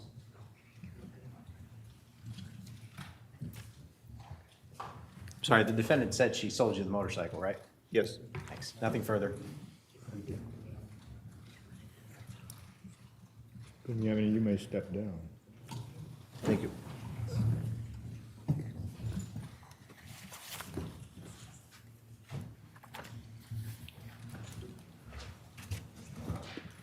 That concludes our presentation for today, Judge. Thank you. Ladies and gentlemen, again, thank you for your attention today. Shall we begin tomorrow at 10 o'clock? Yes, Your Honor. We begin tomorrow at 10 o'clock. Please do not discuss the case or follow media reports about the case. Have a good evening.